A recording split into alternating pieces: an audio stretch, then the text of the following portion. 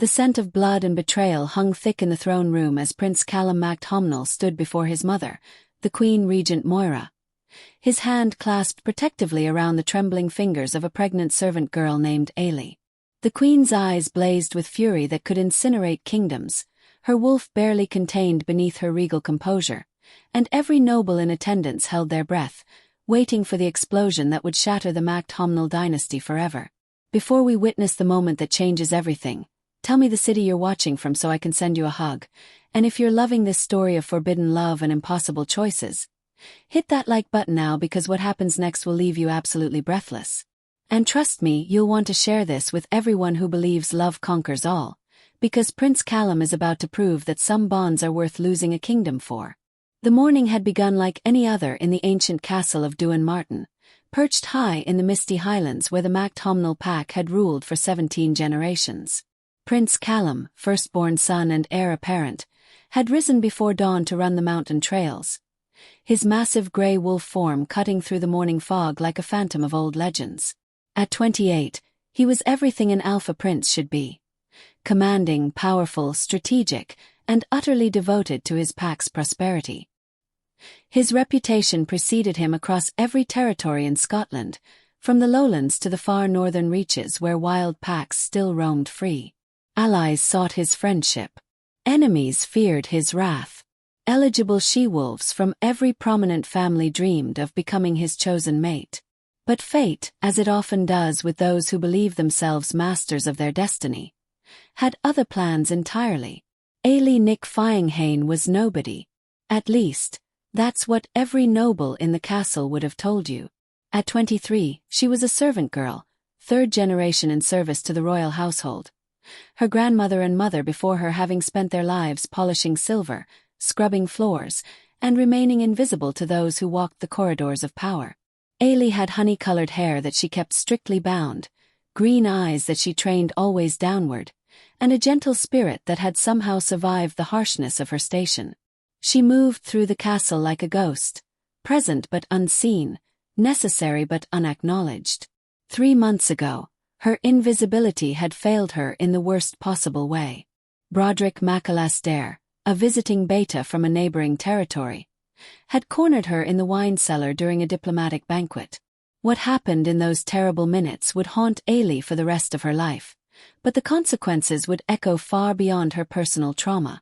Broderick had returned to his territory the next morning, laughing with his companions, never giving the servant girl another thought.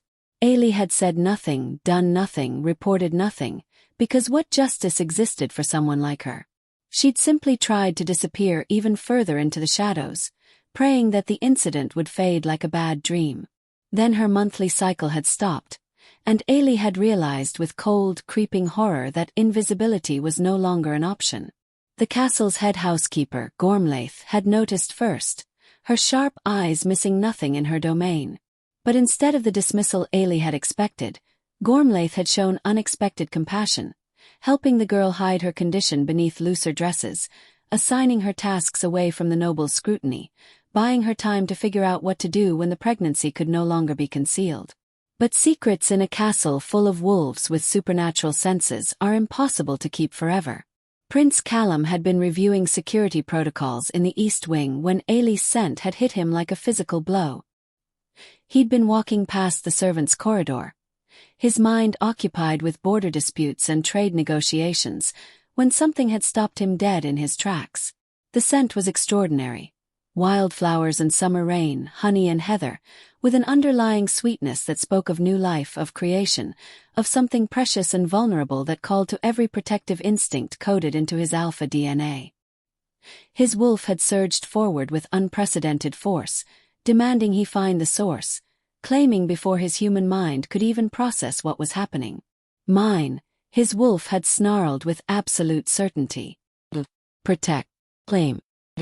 Callum had followed the scent in a daze, his legendary control shredding like paper, until he'd found himself standing in a storage room where a slender girl with honey-colored hair was counting linens, her hand resting unconsciously on her still flat belly. When Eilidh had turned and their eyes had met, the mating bond had snapped into place with such intensity that Callum had actually staggered, his entire world reorganizing itself around this one precious person he'd never truly noticed before. Eilidh had dropped the linens, her face going white with terror. She'd recognized the prince, of course. Everyone in the castle knew the heir's face, but the look in his eyes, the way his wolf was so clearly at the surface, the predatory focus with which he was staring at her, had sent her survival instincts screaming. "Don't run," Callum had managed to say, his voice rough with the effort of controlling his wolf. "Please. I won't hurt you. I would never hurt you." But Eilidh had run anyway, her fear overriding everything else, fleeing down the corridor like a rabbit before a wolf, which in the most literal sense, she was. Callum had let her go, but the bond was sealed, immutable and absolute. He'd stood alone in the storage room, breathing hard, trying to understand how his entire existence had just been appended by a servant girl whose name he didn't even know. The next weeks had been torture for both of them. Callum had discovered her identity, had learned about her attack, and had felt a rage so profound that only his mother's direct command had prevented him from hunting down Broderick MacAlasdair and tearing him apart. Eilidh had tried desperately to avoid the prince, terrified of what his attention meant, certain that nothing good could come from a royal's interest in someone so far beneath his station. But the mating bond was not something that could be ignored or denied. It pulled at them both constantly, a tether that grew more insistent with each passing day. Callum had found himself making excuses to be wherever Eilidh was working, just to catch her scent, to glimpse her face, to feel the bond's satisfaction at proximity to his mate. Eilidh had found herself drawn to the prince despite her fear, her wolf recognizing what her human mind couldn't accept, that this powerful, magnificent alpha wanted her, truly wanted her, in a way no one ever had. Their first real conversation had happened in the castle gardens on a misty morning when Eilidh had been gathering herbs for the kitchens. Callum had approached carefully, keeping his distance, his body language as non-threatening as an alpha of his power could manage. "I know you're afraid," he'd said softly. "I know what Broderick did to you, and I know you have every reason not to trust any male, especially not one like me. But Eilidh, you're my mate. My wolf recognized you, claimed you, and nothing in this world will change that." Eilidh had stood frozen, her basket of herbs clutched against her chest like a shield. "Your Highness, I'm nobody. I'm a servant carrying another man's child, a child conceived in violence. You're a prince with a kingdom to inherit. This bond, whatever it is, it can't be real. It can't mean what you think it means. It means everything," Callum had replied with fierce certainty. "It means you're mine to protect, mine to cherish, mine to stand beside. That child you're carrying, already mine, already packed, already loved. The circumstances of conception don't matter to me or my wolf. What matters is that you're ours, and we will burn down the world before we let anyone hurt you again." The conversation had lasted hours, with Callum sitting on a stone bench while Eilidh had perched nervously on a fountain's edge, maintaining distance but unable to leave entirely. He'd told her about the mating bond, about how rare and precious true mates were, about how his wolf had never shown interest in any of the she-wolves paraded before him because it had been waiting for her. She told him about her life in service, about her dreams of maybe one day having a small cottage of her own, about her terror of bearing a child alone with no resources and no protection. By the time the sun had burned away the morning mist, something fragile but real had formed between them. Not love, not yet, but understanding. Connection. The tentative beginning of trust. Over the following weeks, that trust had deepened into something neither of them had expected. Callum had courted Eilidh with a patience that amazed everyone who knew his typically commanding nature. He'd brought her flowers from the mountain meadows during his morning runs. He'd arranged for her to have better quarters, away from the other servants' gossip and speculation. He'd spent every free moment in her company, learning her thoughts, her dreams, her fears, sharing his own vulnerabilities in return. Eilidh had discovered that beneath the prince's powerful exterior was a male who loved poetry and music, who worried about being a good leader, who felt the weight of his position like chains but bore it with grace because his people needed him. She'd watched him interact with the lowest servants with the same respect he showed visiting dignitaries. She'd seen him spend hours mediating disputes between pack members, always seeking justice and fairness. She'd fallen in love not with his title or power, but with the male himself, with Callum's honor and kindness and the gentle way he touched her, like she was something infinitely precious. And Callum had fallen completely, irrevocably in love with Eilidh's strength, her resilience, the way she faced each day with quiet courage despite everything life had thrown at her. He loved her laugh, rare but beautiful when it came. He loved her sharp intelligence, hidden beneath years of training to appear simple. He loved the way she unconsciously protected her belly, already a mother to the child growing within her. He loved everything about her with an intensity that terrified and exhilarated him. But their happiness existed in a bubble that both knew would eventually burst. Because love, however genuine, does not exist in a vacuum, and Prince Callum was not just a male. He was the heir to a powerful pack, with responsibilities and expectations that couldn't simply be ignored. The bubble burst on a grey afternoon when Queen Regent Moira summoned her son to her private chambers. Moira MacDhòmhnaill was a formidable woman who had ruled the pack for 5 years since her mate's death, holding power until Callum was ready to assume the title of Alpha King. She was shrewd, politically savvy, and absolutely devoted to her pack's prosperity and security. She loved her son deeply, but her duty to the pack would always come first. "The entire castle is talking," Moira had said without preamble, her voice cold and controlled. "My son, my heir, spending every spare moment with a pregnant servant, courting her like she's a princess rather than what she actually is. Have you lost your mind, Callum?" Callum had stood before his mother, shoulders straight, meeting her angry gaze with calm certainty. "She's my mate, mother. My true mate. The bond is absolute." Moira's face had gone very still. "Your mate is Fionnuala MacDhòmhnaill, daughter of the Highland Alliance's leader. Your betrothal contract has existed since you were children. The alliance between our packs depends on this marriage, on the union of our bloodlines. You know this. You've always known this." "I never agreed to that contract," Callum had said firmly. "Father signed it, not me. And I won't honor it. Can't. Eilidh is my mate, given to me by fate itself. Would you have me reject my true mate? Condemn us both to a half-life of emptiness? Because that's what refusing the mating bond means, mother. You know that better than anyone." Moira had risen from her chair, her alpha power filling the room like pressure before a storm. "That girl is a servant. She's carrying another male's bastard. She has no family, no connections, no political value whatsoever.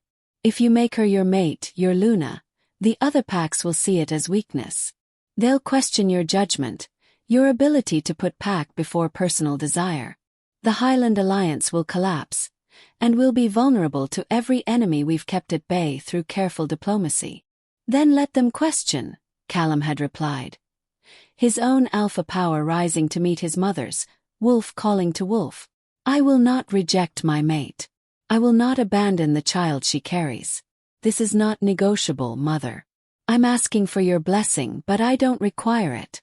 Eilidh is mine, and I am hers, and that truth exists regardless of anyone's approval." The argument had escalated from there, mother and son locked in a battle of wills, neither willing to concede. Moira had threatened to strip him of his title, to name his younger brother Eilidh as heir instead. Callum had accepted that possibility with heartbreaking calm, saying he would rather be a common wolf with his mate than a king without her. They'd reached no resolution, but Moira had made her position devastatingly clear. She would not accept Eilidh as her son's mate, and she would use every tool at her disposal to prevent a union she saw as disastrous for the pack. Callum had gone straight to Eilidh after that confrontation, finding her in her small room, and he'd held her while she cried, knowing that their love was about to face its greatest test. In the days that followed, the pressure had mounted. The Council of Elders had requested an audience, their faces grave with concern. Fionnuala MacDhòmhnaill and her father Domhnaill had arrived at the castle, demanding to know why the betrothal announcement was being delayed. Rumors had spread through the pack like wildfire, divisions forming between those who believed in the sacred nature of true mates, and those who thought their prince should prioritize duty over personal desire. Through it all, Callum had remained steadfast, his hand always seeking Eilidh's, his presence a constant shield against the storm gathering around them. He'd taken her walking in the moonlight, whispering promises of protection and permanence. He'd commissioned craftsmen to create a mating necklace worthy of his Luna, a stunning piece of silver and sapphire that represented his absolute commitment. He'd begun making plans for their future, whether that future included a crown or not. Eilidh, for her part, had wanted to release him from the bond, had begged him to choose duty over love, terrified that she was destroying his life. But Callum had been immovable, explaining over and over that she hadn't destroyed anything, that she'd given him everything that mattered, that a kingdom without her would be a prison, not a prize. The breaking point had come during a formal dinner with Fionnuala's family. Moira had orchestrated the event deliberately, seating Callum beside his supposed betrothed, clearly hoping that he would see reason when confronted with what he was giving up. Fionnuala was beautiful, educated, accomplished, everything a prince's mate should be. She was also coldly ambitious, her eyes calculating as she assessed Callum like a prize to be won. Halfway through the dinner, Fionnuala had made a comment about unfortunate servant girls who don't know their place, and something in Callum had snapped. He'd stood abruptly, his chair crashing backward, and in front of the entire assembly of nobles and dignitaries. He'd made his choice public and irrevocable. I, Prince Callum MacDhòmhnaill, heir to the Highland throne, reject the betrothal contract made in my name without my consent. I claim Eilidh Fianghane as my true mate, my chosen Luna, the female who will stand beside me in all things. Let any who would challenge this declaration face me directly. The silence that followed had been absolute and terrible. Moira had gone white with rage. Domhnall MacDhòmhnaill had risen, his face purple with fury, declaring the alliance broken and his pack's friendship revoked. Fionnuala had screamed insults that would have made a sailor blush. And Callum had walked out of the dining hall with his head high, going straight to Eilidh to tell her what he'd done. Eilidh had been horrified and awed in equal measure, terrified of the consequences but unable to deny the fierce joy that sang through the mating bond at Callum's public claim. He'd held her through the night while the castle erupted in chaos around them, whispering that everything would be fine, that they would face whatever came together. But the morning had brought a summons from the Queen Regent, and when Callum and Eilidh had entered the throne room hand in hand, they'd found not just Moira, but the entire council, Fionnuala's furious family, and what seemed like every noble in the territory assembled to witness what came next. Which brought them to this moment. Callum standing protectively in front of his pregnant mate, facing his mother's wrath, while the assembled nobles watched to see if love or duty would triumph. Moira's voice, when she finally spoke, was cold enough to freeze fire. You have disgraced this family, dishonored our alliances, and shown yourself unfit to rule. You would choose a servant over your people, personal desire over pack prosperity. Very well, Callum. Make your choice clear before all assembled. Choose her and lose everything else. Choose your duty, and I will find Eilidh Fianghane a comfortable position in a far territory where she can raise her child in peace. But you cannot have both. What say you? Callum's hand had tightened around Eilidh's. I choose my mate. Always and forever I choose her. The pronouncement fell into the assembled crowd like a stone into still water, ripples of shock and outrage spreading through the nobles. Moira's face had become a mask of cold fury, but beneath it, Eilidh thought she saw something else. Grief, perhaps, or disappointment so profound it looked like pain. Then hear my judgment, Moira had declared, her alpha command making everyone in the room stand straighter. Prince Callum MacDhòmhnaill, you are hereby stripped of your title as heir apparent. You are banished from this territory and all lands under MacDhòmhnaill control. You may not return unless summoned by the reigning monarch, and no pack under our alliance may give you shelter without facing consequences. You have 1 hour to gather what possessions you can carry. Go, and may you find happiness in the exile you've chosen. The room had erupted in chaos, nobles shouting their approval or disapproval, Fionnuala's father demanding additional punishments, Moira's supporters calling for Eilidh to be punished as well. Through it all, Callum had remained still, absorbing the reality of what he'd just lost. His title, his inheritance, his home, his family, everything except the female whose hand he held. Eilidh, Callum's younger brother, had pushed through the crowd, his face stricken. "Brother, please renounce this madness. Tell Mother you were mistaken. We can fix this." But Callum had simply embraced Eilidh, whispering, "Be a better king than I could have been. Lead with wisdom. I'm sorry to leave you with this burden." Then he turned to Moira, and for a moment, mother and son had simply looked at each other. Years of love and expectations, and now, irrevocable choices between them. "I'm sorry, Mother," Callum had said quietly. "I'm sorry I couldn't be the son you needed. But I can't be sorry for choosing her. She's my heart, my soul, my everything. I hope one day you'll understand." Moira had said nothing, her face carved from ice, but her hands had trembled slightly as she turned away. And Eilidh had understood in that moment that this was breaking the Queen too, just in a different way. The hour that followed had been a blur. Callum and Eilidh had rushed to their respective quarters, grabbing what they could. Gormlaith had appeared with a pack of supplies and what little money she'd saved, pressing it into Eilidh's hands with tears streaming down her weathered face. Other servants, those who'd cared for Callum since childhood, had come with offerings. Food, blankets, coins, words of encouragement. Even some of the younger nobles, those who believed in true mates, had approached with quiet support and promises to help if they could. Callum's younger sister, Mairead, only 16, had burst into his room sobbing, begging him not to go. He'd held her, this sister he adored, knowing he might never see her grow into the remarkable woman she'd become. "Be brave, little wolf," he'd whispered. "Love fearlessly when your time comes. Don't let duty steal your joy the way it almost stole mine." As the hour drew to a close, Callum and Eilidh had stood at the castle gates, two small packs on their backs containing everything they now owned. The massive iron gates, emblazoned with the MacDhòmhnaill wolf crest, had felt like a threshold between one life and another, between everything known and everything uncertain. Eilidh's hand had rested on her growing belly, fear warring with determination in her heart. "Where will we go? What will we do?" Callum had taken her face in his hands, looking at her with such fierce love that it had stolen her breath. "We'll head south, find a small town where no one knows us. I'll work whatever jobs I can find. We'll build a life together, you and me and our child. It won't be easy, Eilidh. I won't lie to you. I'm giving up a kingdom, but I'm gaining the only thing that truly matters. You're worth more than any crown." They'd kissed then, gentle and sweet, sealing their choice with tenderness that spoke of commitment deeper than any formal ceremony. As they'd turned to walk away from the only home they'd ever known, a voice had called out, "Wait." They'd turned to see Moira standing in the courtyard, her face still cold but her eyes betrayed by something that might have been tears. She'd walked forward slowly, imperious even in this moment, and had stopped just before them. "I cannot condone your choice," Moira had said stiffly.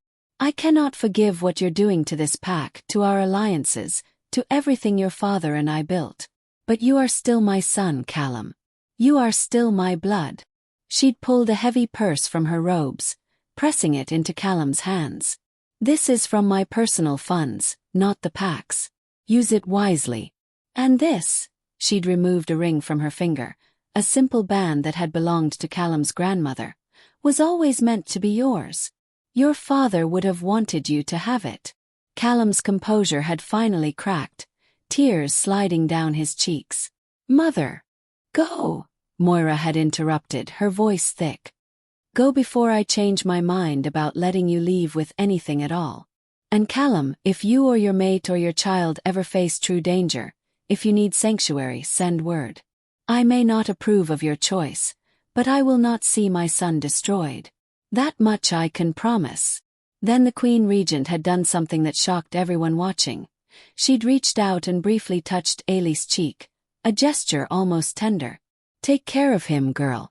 He's given up everything for you. Be worthy of that sacrifice." "I will," Eilidh had whispered, finding her voice for the first time since entering the throne room. "I swear it on my life, Your Majesty. I will love him and stand beside him and be the mate he deserves. I will make sure he never regrets choosing me." Moira had nodded once, then had turned and walked back into the castle without looking back, her spine straight, every inch a queen even in heartbreak. Callum and Eilidh had left then, walking down the mountain path as the sun set behind the castle, painting everything in shades of gold and crimson. Neither had looked back, knowing that to do so would break their resolve. The first weeks of exile had been brutally hard. They'd traveled south on foot, Callum unwilling to spend money on transport when every coin might mean the difference between survival and starvation. Eilidh's pregnancy had made the journey harder, her body tiring easily, morning sickness making some days nearly impossible. But Callum had been endlessly patient, carrying her when she couldn't walk, finding the softest ground when they'd camped, using his hunting skills to supplement their dwindling supplies. They'd faced suspicion in every village they'd passed through, their obvious quality of clothes and speech marking them as displaced nobles, making locals wary. Some innkeepers had refused them rooms. Some villagers had thrown stones, shouting about fancy folk, thinking they were too good for honest work. But there had been kindness too. An old woman in one village who'd given Eilidh herbs for her nausea and advice for the pregnancy. A blacksmith who'd hired Callum for a week of hard labor, paying him fairly and asking no questions about his past. A pack of rogues who'd offered them shelter for a night, recognizing something in Callum's eyes that spoke of shared loss and chosen exile. After 3 weeks of travel, they'd arrived in Baal Sith, a small coastal town far enough from MacDhòmhnaill territory that Callum's face wasn't recognized. It wasn't much, just a collection of fishing cottages and small farms, but the locals had been welcoming once they'd proven themselves willing to work. Callum had found employment at the docks, loading and unloading ships. His supernatural strength making him invaluable even though the work was backbreaking and far beneath his training. He'd also offered his services as a guard for merchant caravans, his fighting skills earning respect and decent pay.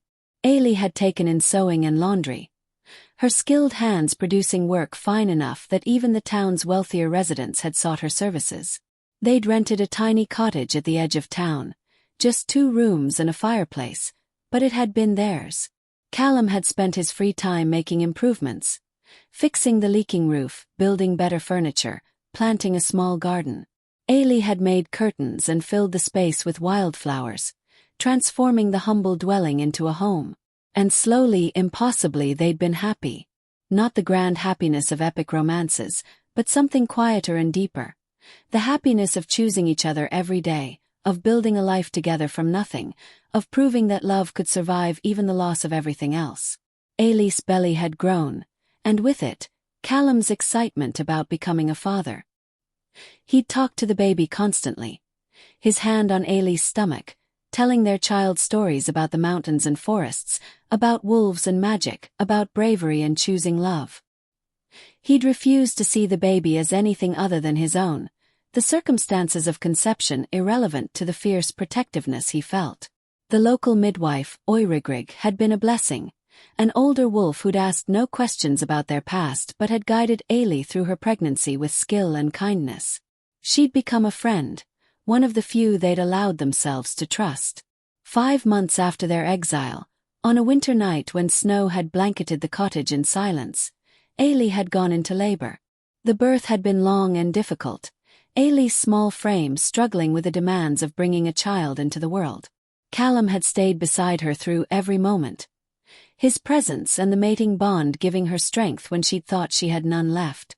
Finally, as dawn had broken over the ocean, their daughter had been born. She'd been tiny and perfect, with Eilidh's honey-colored hair and eyes that would eventually settle into grey, the traditional color of the MacDhòmhnaill line. Callum had held his daughter with trembling hands, this child of his heart if not his blood, and had felt love so powerful it had brought him to his knees. Isabel, Eilidh had whispered, naming their daughter. It means pledged to God. Because she's our miracle, Callum. Proof that something beautiful can come from even the darkest circumstances. They'd completed their mating bond properly that spring, once Eilidh had recovered from the birth.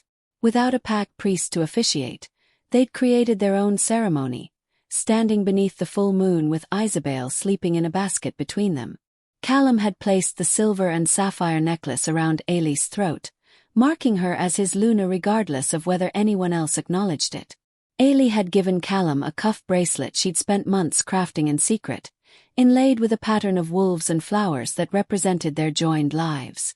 They'd spoken their vows to each other, promises of forever and partnership, of love that would endure any hardship, of building a family that would stand against the world if necessary. Then Callum had bitten Eilidh's neck, leaving the claiming mark that would tell every wolf she was taken, protected, cherished. She'd marked him in return, her smaller teeth nevertheless leaving a permanent impression on his shoulder. The mating bond, already strong, had become something transcendent, tying their souls together so completely that they could feel each other's emotions, sense each other's thoughts, existing as two halves of a unified whole. Life in Baal Sith had settled into a rhythm. Callum had been promoted to head of dock security, his natural leadership impossible to suppress even in exile. Eilidh's sewing business had grown, eventually employing 2 other women and producing enough income that they'd been able to move to a larger cottage. Isabel had grown into a bright, curious toddler who'd wrapped the entire town around her tiny fingers. They'd made friends, real friends, people who knew them as Callum and Eilidh, not as prince and servant. They'd become part of the community, respected and valued for their contributions and characters rather than their bloodlines. But exile, however comfortable it became, was still exile. Callum would sometimes stand at the cottage window, staring north toward the mountains, and Eilidh would feel through the bond a grief he tried to hide. He missed his family, missed his home, missed the work he'd trained his entire life to do.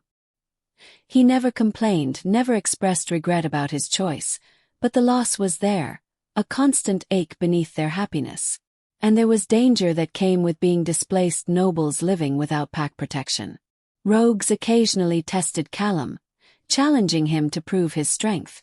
Other packs' territories surrounded them, and while they'd claimed neutrality, living without formal pack affiliation made them vulnerable to any wolf who decided to cause trouble. The real threat came 2 years after their exile, when Broderick MacAlasdair discovered where they were living.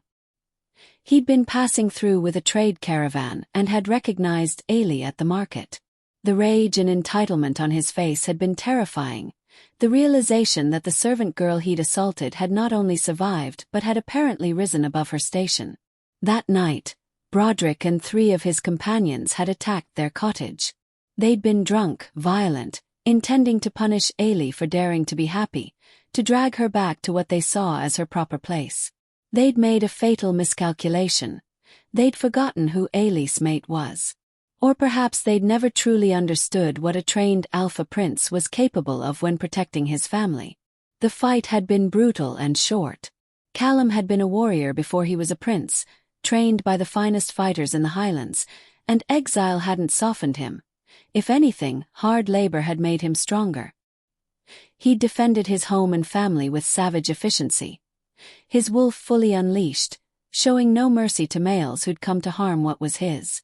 When it was over, 3 males had been dead and Broderick had been bleeding out on their cottage floor. Callum, covered in blood, his wolf still at the surface, had stood over the male who'd violated his mate, and every instinct had screamed for final vengeance. But Eilidh had placed her hand on his arm, her voice soft. "He's not worth it, my love. He's not worth making you into a killer. Let him go. Let him carry the scars and the memory of what happens to males who hurt what belongs to us." So Callum had released Broderick, throwing him bodily from their cottage with a warning that if he ever came near their family again, mercy would not be offered twice. Broderick had fled, broken and terrified, spreading word through the territories that the exiled prince was not to be trifled with, that his mate was under the protection of a wolf who would burn the world to keep her safe. The incident had brought unwanted attention. Word had reached Duan Martin, carried by traders and travelers, and Moira had sent an emissary to check on her son. The emissary, an older warrior named Ian who'd trained Callum since childhood, had arrived to find them living simply but well, their cottage filled with love and laughter, Isabel babbling happily on her father's lap. Ian had delivered messages from home. Moira was well but aging, the weight of rule heavy on her shoulders. Eilidh was struggling as heir, lacking Callum's natural command and strategic mind. Mairead was engaged to a good male from a southern pack. The Highland alliance, fractured by Callum's exile, was slowly rebuilding but remained weaker than before. And most importantly, Moira wanted to meet her granddaughter. Not officially, nothing that could be interpreted as approving Callum's choice, but she'd sent a request that Callum bring his family north for a private visit, away from court and political scrutiny. The invitation had torn Callum in two directions. He desperately wanted to see his mother, his siblings, his home. But he'd also been terrified of exposing Eilidh and Isabel to the world that had rejected them, worried that returning, even briefly, would only reopen wounds that had barely healed. Eilidh had made the decision for them. She's your mother, Callum. She's Isabel's grandmother. Family matters. We'll let her meet our daughter, and we'll show her that her son is happy, truly happy, even without a crown. So they traveled north with Ian as escort, following hidden paths that avoided main territories, moving like ghosts through the landscape Callum had once ruled. The closer they'd gotten to Martin, the more Callum's tension had grown, old memories and grief rising with every familiar landmark. Moira had arranged to meet them at a small hunting lodge in the mountains, a place where she could visit without the entire court knowing. When they'd arrived, she'd been standing on the porch, looking older than Callum remembered. Her hair now more silver than black, lines of stress and sorrow carved into her regal face. The meeting had been awkward at first, years of hurt and anger and disappointment creating distance that neither quite knew how to bridge. Moira had looked at Eilidh with complicated emotions warring in her expression. Resentment that this common girl had taken her son from his destiny, but also a grudging respect for the female who'd so obviously made Callum happy. Then Isabel, with the fearlessness of a child who'd known nothing but love, had toddled over to Moira and had held up her arms, demanding to be picked up. And when Moira had lifted her granddaughter, when Isabel had patted the Queen's face and had babbled happily, something in Moira had cracked. "She has the MacDhòmhnaill eyes," Moira had whispered, tears streaming down her face. "She has your father's eyes, Callum." That weekend at the hunting lodge had healed more than Callum had thought possible. They'd talked, truly talked, about the choices they'd made and the pain they'd caused each other. Moira had explained the impossible position she'd been in, caught between love for her son and duty to thousands of pack members whose safety depended on political alliances. Callum had helped her understand the mating bond, the way it wasn't a choice but a fundamental truth, like gravity or the turn of seasons. They hadn't resolved everything. Moira still believed Callum's choice had damaged the pack, had created vulnerabilities that would take years to repair. But she'd also acknowledged that forcing him to reject his true mate would have broken something essential in her son, would have created a bitter, hollow king who ruled without joy or purpose. And she'd fallen completely in love with her granddaughter, this bright spark of a child who represented both the cost and the reward of following one's heart. By the end of their visit, Moira had been laughing at Isabel's antics, had been playing with her on the floor like any grandmother, titles and dignity temporarily forgotten. On their last evening, Moira had pulled Eilidh aside for a private conversation. Eilidh had expected accusations or warnings, but instead, Moira had simply studied her for a long moment before speaking. "I was wrong about you," Moira had said quietly. "I thought you were a servant who'd seduced my son for status and security. But I see now that you love him as fiercely as he loves you. You've made him happy in a way I never saw at court. That's worth acknowledging." Eilidh had felt tears prick her eyes. "I never wanted to take him from you, Your Majesty. I never wanted to cause this pain.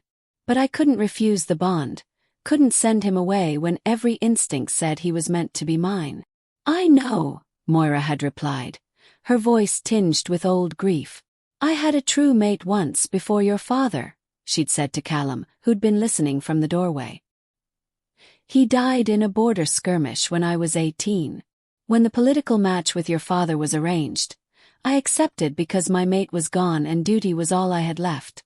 Your father was a good male, and I cared for him deeply, but it was never the same as what I'd lost. I suppose part of my anger at your choice was envy that you'd chosen love when I'd been forced to choose duty. The confession had shifted everything. Had created understanding where before there'd been only hurt. They'd parted that weekend not as enemies but as family finding their way back to each other, one difficult step at a time. Moira had promised to visit again, to be part of Isabel's life even if it had to remain secret from the court. She'd also hinted that political situations were always changing, that what seemed impossible today might become possible tomorrow, that Callum shouldn't give up entirely on the idea of someday returning home. Life had continued in Baal Sith, enriched now by the knowledge that they weren't completely cut off from Callum's family. Moira had visited twice more over the following year, always in secret, always brief, but those visits had been precious to everyone involved. Mairead had come once, sneaking away from her duties, and had spent a glorious week playing with her niece and reconnecting with a brother she'd missed desperately. Even Eilidh had sent messages through trusted intermediaries, expressing his struggle with the heir's role and his respect for Callum's choice, even if he didn't fully understand it. The brothers' relationship, strained by circumstances, had begun to heal through careful correspondence and shared concern for their mother's well-being. Isabel had grown into a remarkable child, inheriting Callum's strength and natural leadership alongside Eilidh's kindness and emotional intelligence. At 4 years old, she'd been able to partially shift, showing her wolf for the first time in a moment that had made both her parents weep with pride and joy. Her wolf had been grey with honey-colored patches, a perfect blend of the parents who'd chosen to raise her. The small family had been preparing for Isabel's 5th birthday when everything had changed again. A messenger had arrived at their cottage in the dead of night, bearing the MacDhòmhnaill crest and urgent news. Moira had collapsed during a council meeting. The healers said it was her heart, weakened by years of stress and grief. She was asking for Callum. They'd travelled faster than they ever had before, leaving Isabel with Eilidh and racing north through territories that should have been forbidden to them. Callum had been desperate to reach his mother, terrified that she'd die before he could say goodbye, before he could tell her he understood why she'd made the choices she had, that he forgave her, that he loved her. When they'd arrived at Dúin Martin, Eilidh had been waiting at the gates. He'd looked exhausted, frightened, younger than his 24 years. "She's been asking for you," he'd said, embracing his brother. "The healers say it's only a matter of days." "I'm so sorry, Callum." The court had been shocked by Callum's return, whispers following him through corridors he'd once walked as heir. Some nobles had looked at him with pity, others with judgment, but Callum had ignored them all, focused only on reaching his mother's chambers. Moira had been lying in her massive bed, looking small and frail in a way that had broken Callum's heart. But her eyes had been alert when he'd entered, and she'd smiled, a real smile, the first he'd seen from her in years. "My stubborn son," she'd whispered. "You came." "Always," Callum had replied, taking her hand. "I'll always come when you need me, mother." Eilidh had hung back, uncertain of her place, but Moira had beckoned her forward. "Come, daughter. Let me see you properly." The use of daughter had made Eilidh's breath catch. She'd approached the bed, and Moira had taken her hand alongside Callum's, joining them together. "I'm dying," Moira had said bluntly, never one to avoid difficult truths. "And I need to fix what I broke before I go. Callum, I should never have banished you. I was so focused on political consequences that I failed to see the most important thing. You'd found something rare and precious, and I should have protected that, not punished it." "Mother, you don't need to," Callum had started, but Moira had squeezed his hand with surprising strength. "Let me finish. I've had years to think about this, to watch Eilidh struggle with duties that don't suit him, to see the pack suffer from the fractured alliances and internal divisions my decision created. I thought I was choosing the pack's good over your personal happiness. But a pack needs a strong alpha, and I made you weak by tearing you from your mate. I need to fix this." She'd called for the council then, her alpha command still powerful even in her weakened state. The elders had gathered, along with Eilidh, Mairead, and the key nobles who held influence in the pack. When Fionnuala's family had tried to attend, Moira had barred them, saying this was pack business only. What followed had been a political masterclass from a dying queen. Moira had formally revoked Callum's banishment, had declared his exile unjust and made in error. She'd acknowledged Eilidh as Callum's true mate and rightful Luna, legitimizing their bond before the entire pack. She'd declared Eilidh a true member of the MacDhòmhnaill line, entitled to all rights and protections therein. Most shockingly, she'd announced her intention to abdicate immediately, naming Callum as Alpha King, with Eilidh remaining as heir unless and until Callum and Eilidh produced additional children who might supersede him in succession. The council had erupted in chaos, some supporting the decision, others violently opposed. But Moira had been absolute, her will undeniable even as her body failed. She'd spent her remaining political capital buying her son's restoration, and no one had been able to stand against the combined force of her authority and their respect for her years of service. Eilidh, to his eternal credit, had immediately pledged his support. "My brother should have been king all along," he'd announced.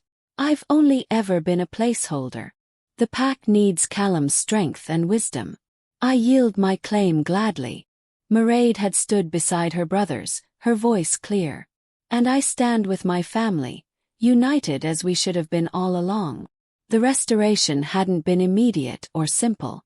There had been ceremonies to conduct, oaths to swear, dissenting nobles to manage. Fionnuala's family had raged and threatened, but without the support of the dying queen or the pack's major families, their objections had carried no weight. The Highland Alliance, hearing of the developments, had sent cautious congratulations, willing to rebuild relationships with the new king. Through it all, Moira had hung on, determined to see her son properly crowned before she died. The coronation had been small, just the immediate family and trusted advisors, held in Moira's chambers so she could witness it. Callum had knelt before his mother one last time as a subject and had risen as Alpha King, with Eilidh standing beside him as his Luna Queen, wearing a crown that Moira had commissioned especially for her. Moira had died 3 days later, peacefully in her sleep, with her children surrounding her bed. Her last words had been to Callum, "Be happy, my son.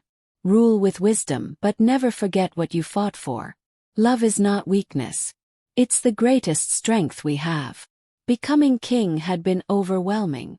Callum had inherited a pack still fractured by years of his absence, alliances that needed rebuilding, internal divisions that required healing. But he'd had Eilidh beside him, her support unwavering, her political instincts surprisingly sharp. She'd won over the servants and common pack members immediately, understanding their concerns in ways no noble-born Luna ever could. Her genuine kindness and lack of pretension had gradually softened even the harshest critics. They'd brought Eilidh to live at the castle, and the little girl had charmed everyone she'd met, her joy and innocence reminding the pack of what they were meant to protect: family, love, future generations. Callum had made it clear that any disrespect toward his daughter would be treated as an insult to the crown itself, and after he'd exiled one particularly vocal detractor, the complaints had stopped. Eilidh had become Callum's right hand, his beta in all but name, using his diplomatic skills to rebuild the Highland Alliance while Callum focused on internal pack matters. Mairead had taken charge of the royal household, supporting Eilidh as she'd navigated the complex social dynamics of court life. Slowly, painfully, the pack had healed. Callum had ruled with the wisdom Moira had prayed for, balancing strength with compassion, never forgetting the lessons learned during his exile about what truly mattered. He'd implemented reforms that protected lower-ranking pack members, that gave voice to those previously ignored. He'd rebuilt alliances through honesty and demonstrated integrity rather than political marriages and empty promises. Eilidh had become a beloved Luna, her story of rising from servant to queen inspiring countless pack members who'd previously felt powerless. She'd established programs to help vulnerable wolves, especially females who'd faced violence or abuse. She'd created opportunities for education and advancement regardless of birth. She'd proven that a Luna's power came not from bloodline but from character and dedication. 5 years after taking the throne, on a spring morning when cherry blossoms had filled the castle gardens with pink and white beauty, Eilidh had told Callum she was pregnant again. This time there'd been only joy, untainted by fear or uncertainty. Their second child, a son they'd named Domhnaill after Callum's father, had been born during a winter storm, welcomed by an entire pack who'd celebrated for days. Eilidh had been a devoted big sister, fiercely protective of her baby brother, and everyone who'd watched her had seen the kind of alpha she'd one day become. The question of succession had been handled delicately but firmly. Both children would be raised as full members of the royal family, with Eilidh's position as eldest giving her first claim to the throne when the time came, regardless of the circumstances of her conception. A decade after their exile, Callum and Eilidh had stood in the throne room where they'd once been banished, now hosting a gathering of all the major packs in Scotland. They'd been celebrating the 10th anniversary of Callum's coronation, and the room had been filled with allies and friends, with children and laughter, with the warmth of a pack that had found its way back to strength and unity. Fionn MacDhòmhnaill had attended, now mated to an alpha from the Eastern Territories. Her earlier bitterness mellowed by time and her own happiness. She'd actually approached Eilidh during the celebration, offering a genuine apology for her past cruelty. "I wanted the crown," Fionn had admitted. "I didn't understand then that what you and Callum had was worth more than any throne. Watching you rule together, seeing how happy you've made this pack, I realize I was chasing the wrong thing entirely. You're a better Luna than I ever would have been."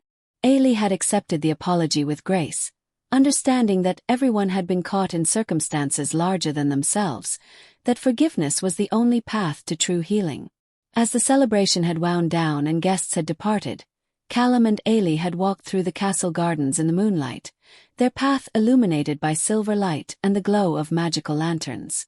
Eilidh and Domhnaill had been asleep in the royal nursery, watched over by devoted servants who loved them as their own. "Do you ever regret it?" Eilidh had asked quietly. "The years we lost, the exile, all the pain we went through?" Callum had pulled her close, his arms wrapping around his mate, his queen, his everything. "Not for a single moment.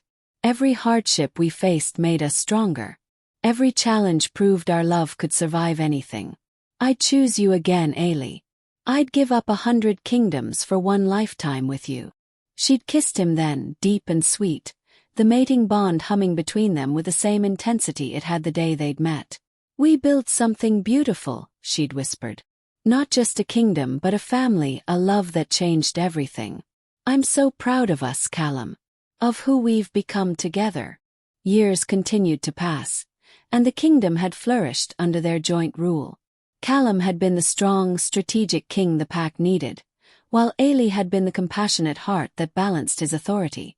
Together they'd been formidable, transforming the MacDhòmhnaill pack into the most prosperous and stable territory in all of Scotland. Eilidh had grown into a remarkable young woman, trained in both leadership and compassion, preparing for the day she'd assume the throne. She'd known the story of her origins, had understood the sacrifices her parents had made for her, and had vowed to rule with the same courage and integrity they'd demonstrated. When Eilidh had turned 18, she'd stood before the pack and had formally been named heir apparent. In her acceptance speech, she'd spoken about her parents' love story, about how their refusal to bow to convention had ultimately saved the pack from rigid traditions that would have destroyed it.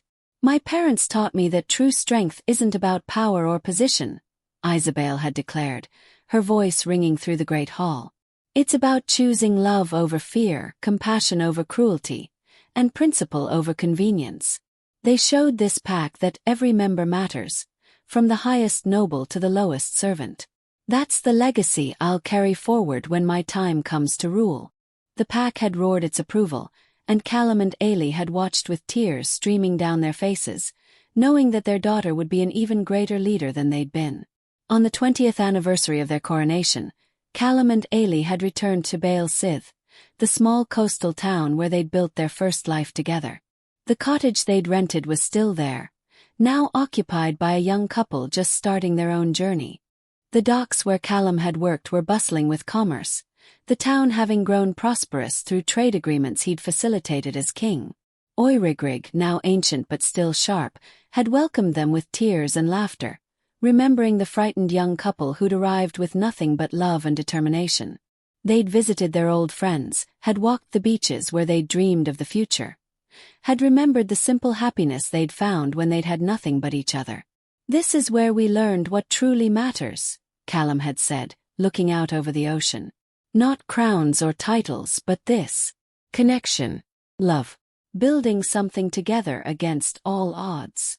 Eilidh had leaned against him, as comfortable after 2 decades as she'd been on their first day in exile. "Do you think we'd have been as happy if we'd taken the easy path? If I'd walked away to spare you the exile? Or if you'd chosen duty over the bond?" "No," Callum had answered without hesitation. "We'd have been empty. Successful perhaps, but hollow. Every hardship we faced was worth it because we faced it together. That's what makes our story worth telling, Eilidh. Not that we loved each other, but that we chose each other again and again, no matter the cost." They'd stood there for hours, watching the sun set over the water. 2 souls who defied a kingdom and rebuilt it stronger. The rebellious alpha prince and the pregnant servant who'd become his queen. Their love story living proof that the heart knows truths that politics can never understand. Back at Duan Martin, in the royal family's private cemetery, a new marker had been placed beside the graves of former kings and queens. It read simply, "Queen Regent Moira MacDhòmhnaill, she learned that love, not duty, is the highest calling." It had been Callum's tribute to his mother, acknowledging both her mistakes and her ultimate wisdom in trying to correct them. Beside Moira's grave was a space reserved for Callum and Eilidh, when their time eventually came. The inscription already carved for their joint marker read, "They chose love, and in doing so, saved us all." As the years had turned into decades, the story of the rebellious prince and his servant mate had become legend throughout Scotland. Young wolves had grown up hearing about Callum's defiance, about Eilidh's courage, about a love so powerful it had reshaped a kingdom. Parents had told their children the story as a reminder that following your heart, however difficult, was always the right choice. The Highland Alliance had become stronger than ever, not through forced political marriages but through genuine partnerships and shared values that Callum and Eilidh had championed. Other packs had reformed their own traditions, recognizing that true strength came from honoring the bonds fate created rather than trying to manipulate them for political gain. When Callum had finally stepped down from the throne at age 65, passing the crown to Isabel as planned, the transition had been seamless.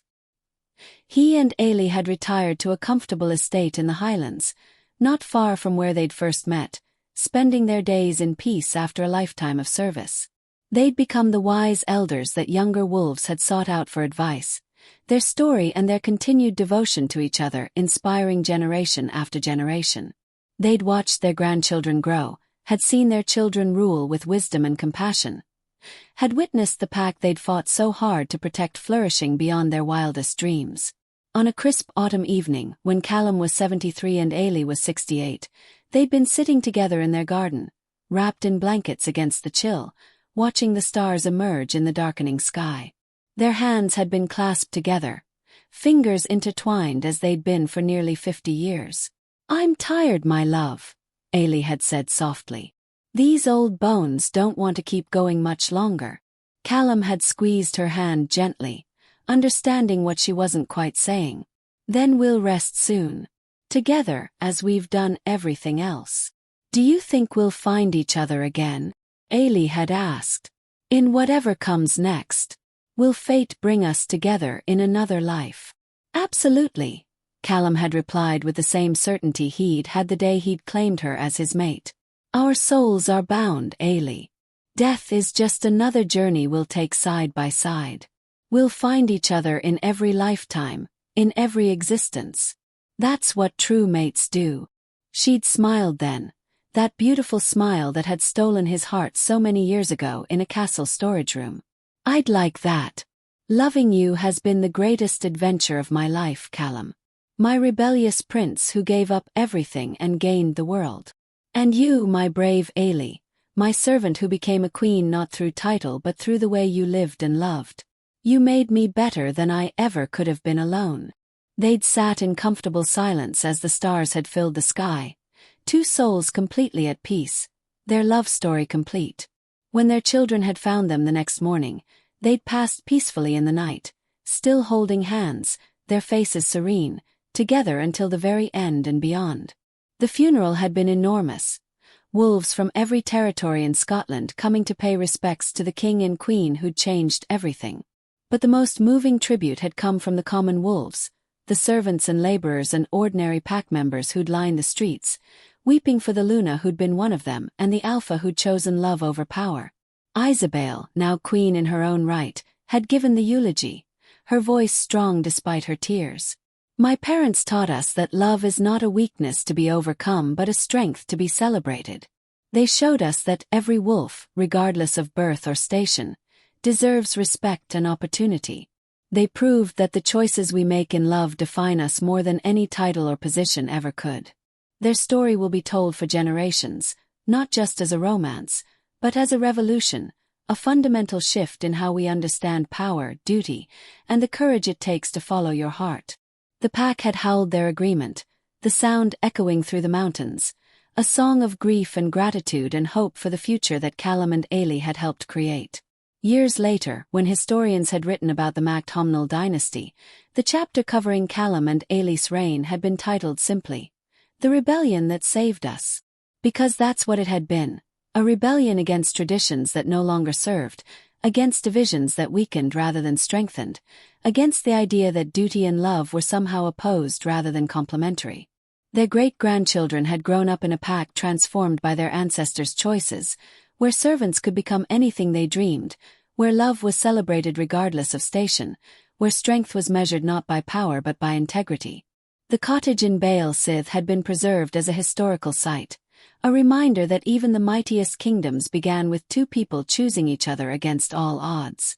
And on quiet nights, when the moon was full and the wind carried the scent of heather and wildflowers, some wolves swore they could still feel the presence of the rebellious prince and his servant queen, their love so powerful it had transcended death itself, still watching over the pack they'd loved enough to sacrifice everything for. The story became more than history. It became a guiding principle, a north star for wolves struggling with their own impossible choices. When young wolves faced decisions between duty and desire, elders would tell them about Callum and Eilidh. When lovers from different stations fell for each other, they'd be reminded that a queen had once been a servant. When anyone questioned whether love was worth the cost, they'd need only look at the MacDhòmhnaill pack's prosperity to see the answer. Because in the end, Callum and Eilidh had proven something that would resonate through generations. That following your heart, protecting what you love, and having the courage to stand against the world when necessary isn't just romantic, it's revolutionary. Their love hadn't just saved themselves. It had saved everyone, had created a better world for every wolf who came after. The rebellious Alpha Prince had chosen a pregnant servant as his mate, and in doing so, he'd changed everything. Not through war or conquest, but through the simple radical act of loving completely, choosing faithfully, and refusing to compromise on what mattered most. And that, ultimately, was the legacy they'd left behind. Proof that love, real love, the kind that asks you to risk everything, is always, always worth it. Because kingdoms rise and fall, but a love like theirs, a love that reshapes worlds and defies death itself, that love is eternal. Their story ended not with tragedy, but with triumph. Not with loss but with legacy. Two souls who'd found each other against impossible odds, who'd built a love strong enough to bear any burden, and who'd proven that sometimes the most rebellious thing you can do is simply to love, completely and without compromise, no matter what the world says. And every young wolf who heard their story learned the most important lesson of all, that your worth isn't determined by your birth, your happiness isn't dictated by others' expectations, and your love, when it's true, can change absolutely everything. The rebellious Alpha Prince and his servant Queen. A love story for the ages. A revolution wrapped in romance. Proof that the heart, when it's brave enough to follow its truth, knows the way home.